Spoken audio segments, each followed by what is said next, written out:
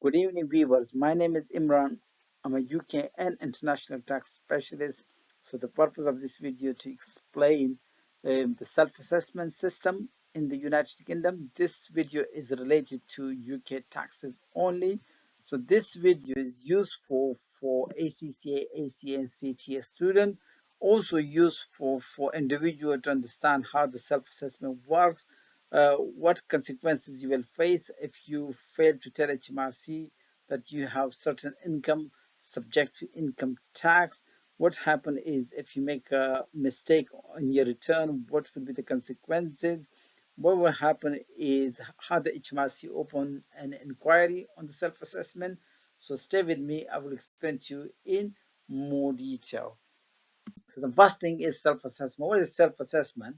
If individual become chargeable to income tax or capital gain for the first time, they must notify or he must notify HMRC within 6 months of the end of the tax year in which he became chargeable. For example, individual who start to receive rental income in the tax year 22-23, he has until 5th of October 2023 to notify the HMRC. So HMRC requires that someone starting business should register with HMRC as soon as they can. However, so this is the deadline for registration. Um, how do you register? You just go online, you send a paper application. If you can't do it online, so you send an application and tell HMRC there are various boxes. You tell HMRC if you're receiving any rental income, if you would have any capital gain, if you have income in excess of 100,000, if you have other income more than 1,000. So then in this case, you need to tell HMRC there are various boxes. So you make sure you do register. In exam, this kind of question will be highly tested. However, no penalty will be charged provided the registration is made by 5th of October following the end of the tax year, as we say in the line number 2. Now, there's a penalty if you fail to tell HMRC. If individual fail to tell or notify the HMRC, HMRC will charge penalty. So the penalty is based on the behavior of individual and is a percentage of potential loss of revenue. So the income tax and the CGT, including CGT stand for capital gain tax, including class 4 national insurance contribution, and is due by 31st of January following the tax year. So what's happened is if you have income which is not taxed, for example, if you're working as an employee, so obviously you will have income that will be taxed through PAYE system. However, if you have employment income and then you're receiving rental income, so obviously the rent, you need to tell HMRC that you're receiving that rental income. You wish to apply for the UTR number. HMRC would issue you a UTR number and then a unique tax reference number, and then you will start to file the tax return. So in case if you fail to do so, so what will happen is HMRC would penalize you based on the amount of rent you're receiving, the tax rate. So if there's a potential loss of revenue, so HMRC would be charging you on that basis. So on the following slide, I will explain to you in more detail. So that is a percentage of penalty. So if there's a deliberate and unprompted, so that is between 20% to 70%. For instance, if you have rental income of 10,000 and you are a higher rate taxpayer, so obviously you need to pay additional tax of 4,000. So in this case, that would be calculated based on that 20 to 70%. Deliberate and prompted, so the rate would be 35% to 70%. Deliberate and concealed, unprompted 30% to 100%, and deliberate and concealed 50% to 100%. So there are, and then there are certain big explanation here is penalty is sometimes you can reduce the penalty if you show a good behavior. So a type of behavior, unprompted or prompted disclosure. So non-deliberate, if you're not deliberately doing anything. So unprompted within 12 months, actually HMRC can reduce the penalty to 0. Non-deliberate, unprompted, 12 months or more, so they've still you need to pay minimum 10% penalty. Non-deliberate, prompted within 12 months, so then it's definitely minimum 10%. Non-deliberate, prompted after 12 months, so it's going to increase to 20 to 30%.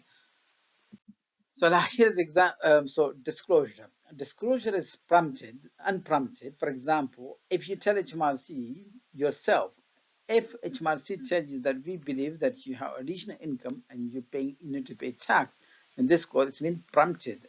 Unprompted mean is when you say you spoke to a friend of you, an accountant, say, okay, you have property income, or you have additional income, or you have foreign income, or did you tell HMRC? No. So in this case, if you are late, you tell HMRC that you are late and you're going to rectify the situation, or you're going to take measurement to resolve that issue. So disclosure takes place. So unprompted disclosure takes place where a taxpayer tells HMRC about the failure, given HMRC a reasonable help in calculating the resulting unpaid tax, and allow HMRC to access the record to check the amount of underpaid tax.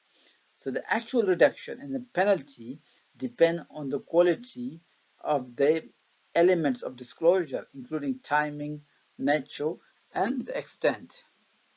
So I mean, it's all if you provide the full record, say this is my record, I'm so sorry, I was late, or I didn't know, something like this. If HMRC doesn't come after you, but you take a steps and tell HMRC, yeah, that would save you from penalty. However, if HMRC find out, in this case, you can still become clean and say, yes, this is my record. Yes, I was making that much income. No more excuses. The more you make excuses, the more you will be in trouble. Here's the example. Joseph started a sole trader, started to trade on the 1st of July 2021. So due to his busy schedule, failed to notify HMRC of his self-employment by 5th of October. Remember, for 2021, you need to obviously tell HMRC by 5th of October 2022. HMRC contacted him in July 2023. As a result, Joseph appointed a tax advisor. HMRC were notified of self-employment. The tax return was filed, and there was a there was a tax and national insurance of 15,000. So potential loss of revenue for HMRC here is 15,000. So watch how HMRC would calculate their penalty. So Joseph's failure to notify HMRC of the self-employment by 5th of October was mainly due to carelessness, and it wasn't deliberate. He was busy, but it meant he was careless.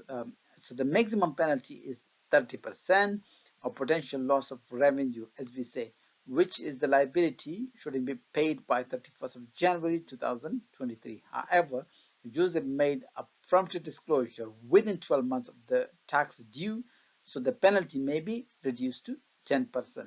So obviously there's a saving for Joseph in this case. Any penalty must be paid within 30 days of the issue of the penalty. Okay, taxpayer can appeal the penalty if he has the reasonable excuse.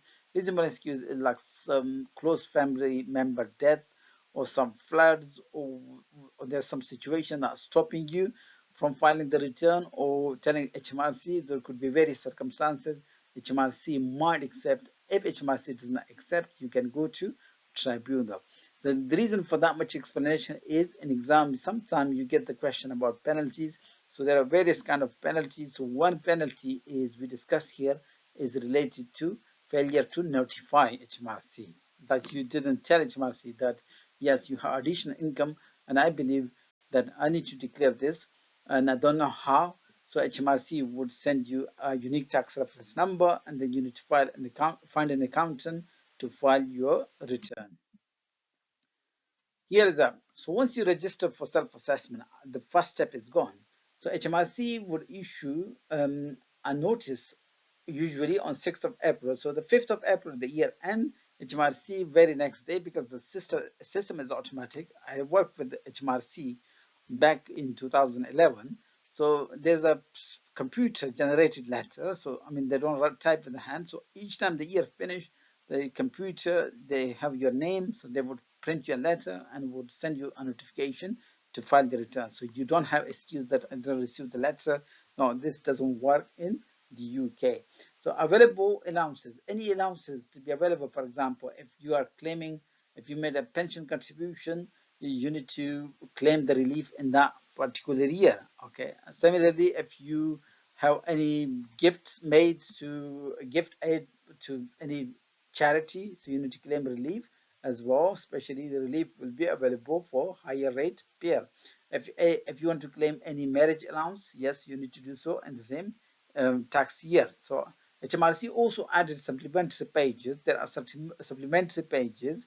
For example, employee will receive employment pages. Those with the rental property receive property income pages, and so on. So it's mean HMRC, as soon you open the self-assessment, so there will be various boxes: rental income, dividend income, foreign income. So you need to add each page whatever you need, whatever applied to you. So that's how the tax return work. Now, filing deadline. So make sure if you are, it's uncommon, so that if someone filing paper return, so that no longer existing, maybe some people still filing, but however, I'm not going to discuss. But if any need for paper return, you must do so by 31st of October. However, if you file the paper return by 31st of January, still you are safe. Okay. Online return should normally be filed no later than 31st of January following the tax year. It means on 5th of April 2023, the year finished, you having time till 31st of January 2024. Even if you file the return on the 1st of February 2024, HMRC would penalize you minimum £100. So it's late filing here. Now, there's an example. Assume that for 2000, a tax return was issued on time. Okay, as the return has been issued after. Now, here is this is another story. Usually, HMRC send a letter on the right next day. So when the year finished 5th of April, they issue the letter on 6th of April. In some cases, if HMRC didn't issue you a letter, so if a return has been issued until after 31st of October, the deadline for the filing would be, say, 3 months from the issue of the return. So it means if HMRC, you receive a letter from HMRC and saying is, oh, in November 2000, for example, for the year 2022-23, so the deadline for filing the return is 31st of January. However, for some weird reason, HMRC issue you a letter to file the return, say on in November 2023. Then you will have time. So November, December to almost February, you will have time to file the return. So 3 months after. If a taxpayer paid tax via PAYE system, what PAYE system is, if you're working with some employer, and then obviously each time you get wages, they deduct the taxes. So it's very simple. If there is underpayment of 3,000, that can be collected in the PAYE system. What HMRC does is they will change your tax code and collect the payment from you. But that option is only available if you file the return by 31st of December following the end of the tax year. So it means you have to file it, don't wait till 31st of January, file it before 31st of December, and then you call HMRC and say well, and there is a tax due and I'm under PAYE system, so there's still tax due around less than 3,000. So HMRC can actually adjust this payment in the following year. So they would change your tax code. So in the following year, they would give you less percent allowance. It means if you don't have cash right now, or you're struggling financially, you don't have to pay if it's less than 3,000. Now, we talk about that any penalties for notification, if you notify HMRC that you have income. Here we talk about the penalties for late return. So there will be initial penalty of £100, and there is additional daily penalty of £10 per day for the maximum 90 days. Okay, so it means £900. If the return is, so it's £100, and then when the return is more than 3 months late, so there is additional penalty of almost £900, so it's almost 1,000. So if the return is more than 6 months late, there will be additional penalty of 5% of any liability to tax or £300, whichever the greater. So, for instance, if you have tax liability of 20,000, so then you multiply 5%, 20,000. Or if there's no tax liability, so it's mean that £300, whichever is the greater. So minimum liability you're expecting is £1,300. Simple. An additional 5% or 300 if the greater if the return is more than 12 months late. So if the return hasn't been submitted within 12 months and the taxpayer is deliberately withholding but not concealing information. What's concealing information is that you don't support HMRC. You're trying to messing around. Then don't mess around with HMRC. Definitely, then it will make it extremely difficult for you. The situation will be not in your favor. So which would enable HMRC if you deliberately withholding but not concealing, you start to still help HMRC. So this would enable HMRC to assess the tax liability. In this case, the maximum amount of penalty increases to 70%, and the O 300 F greater. So it means if you don't have any tax liabilities, there will be, so in this case, £300 will be accrued on you. So if the withholding of information is deliberate and concealed, the maximum amount of penalty is 100% of the tax liability or 300 and greater. For instance, if you have tax liability of 10,000 and you concealing and you're deliberately withholding and concealing the information, it means the penalty will be 10,000. However, if you don't have any liability, so it means so still you will be subject to £300. Here's the example. Simon received a notice to file an income tax return for 2122 on 6th of April 2022. He intended to file the return online by 1st of March 2023. So answer, simple as that.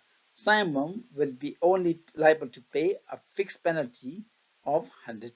That's it, because it's only 1 month late. Okay, so only the initial penalty of £100 would accrue. However, if Simon would be then 3 months late, make sure that you charge this £10 per day as well. So depends. So read the previous notes. Now, Simon for 2021-22 filed the return on 1st of August. Now, here it's late. It's more than 3 months now. Okay, the deadline was 31st of January. Okay, so he had received a notice to file on 6th of April. The notice was issued on time. The return show a liability of 12,000. So here, then there are three penalties. So initial penalty, definitely, if an exam, okay, or in real life, so there's £100 definitely. Then HMRC would decide to impose daily penalties of £10 per day for the maximum of 90 days because the return was late for more than 3 months. And then finally, because the return was late more than 6 months, because from 31st of January to 1st of August, that is more than 6 months, almost like. So then Simon would pay another penalty of which will be based on 12,000 multiplied by so the rate is 5% on unpaid taxes. So penalties that apply where a person has deliberately withheld information can be reduced for both prompted or unprompted disclosure. So disclosure is unprompted if it's made when there is no reason to believe that HMRC can find it out. So sometimes you need to be honest. Even if HMRC doesn't come after you, so you making unprompted disclosure. So this would save your life. This would save the amount of penalties.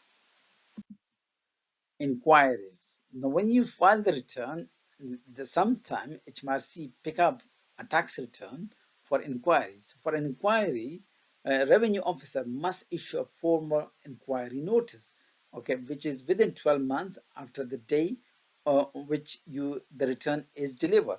So it means if you file the return by say you file the return now, say on 25th of January 2024. So then HMRC would send you an inquiry within 12 months. So they can choose any date, but they must do so within 12 months of the filing date. If the return is submitted late, the deadline for HMRC to raise a formal inquiry in the return is extended to the end of the calendar quarter following the anniversary of the actual filing date. So here the calendar is 30th of April, 31st of January, July, 31st of October, and 31st of January. So it means if you file it, say in, like say now in February 2024, so then HMRC will have time until April next year, the end of April next year. So it means then this work on calendar basis. Inquires a taxpayer, sorry, a taxpayer is permitted to make amendment to the return. For instance, if there's inquiry open up, you are allowed to amend the return. Sometimes some people make a mistake in the tax return, the best thing is to tell HMRC in beforehand, before they find out. So if the inquiry open up, so then you can amend. However, HMRC is not going to process such amendment until the inquiry is completed.